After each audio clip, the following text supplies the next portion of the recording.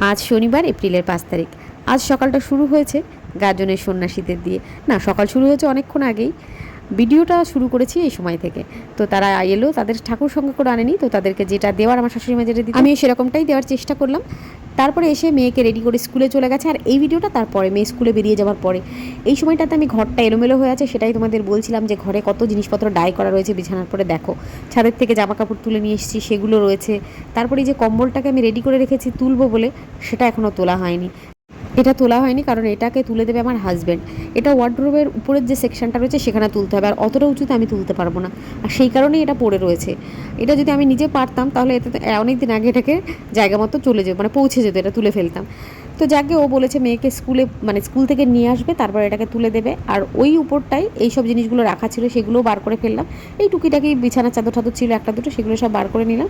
আর এখানে সব রেখে দিলাম। কম্বলটাকে তুলে নিয়ে তারপরে বাকি যে জিনিসগুলো আছে, যেগুলো বার করলাম উপরটা থেকে, সেগুলোকে আবার অন্য একটা কোথাও জায়গাতে রাখতে হবে। তো এইসবই বকবক করছিলাম। তো মেয়েকে আনতে যাওয়ার সময় প্রায় হয়ে গেছে, 12:30টার সময় বেরোবে। আর সেই কারণে আমি দেখো এইটাকে বের করে রেখেছি, এই ওআরএসএলটা লিকুইড। তো এটাকে ও মাঝে মাঝে 1-2 দিন পর পরই স্কুলে থেকে যখন ওর বাবা আনতে যায় তখন আমি দিয়ে দিই। এটা ফ্রিজ থেকে বার করে রাখলাম, কারণ এটা যেহেতু স্কুলে ঠিকমতো জল খায় না, এটা দিয়ে খেলে পরে আমার মনে হয় যে অনেকটা জলের যে ঘাটতিটা তৈরি হয় সেটা কিছুটা হলেও কম হয়।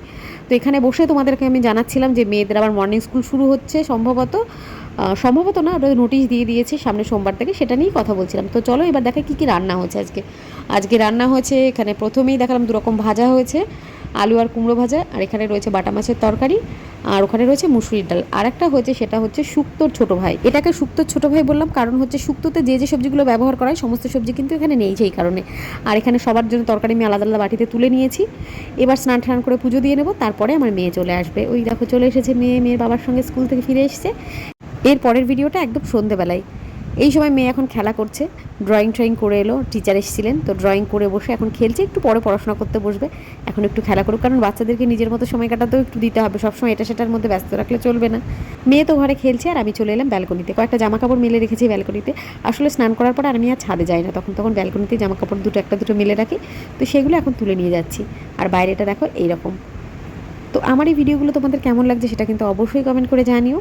আর যদি ভালো লাগে তাহলে আমার ইউটিউব চ্যানেলটাকে সাবস্ক্রাইব করে রাখতে পারো। তো চলো আজকের মতো টাটা, সবাই ভালো থেকো, সুস্থ থেকো, সাবধানে থেকো। তোমাদের সঙ্গে দেখা হচ্ছে আবার পরের ব্লগে।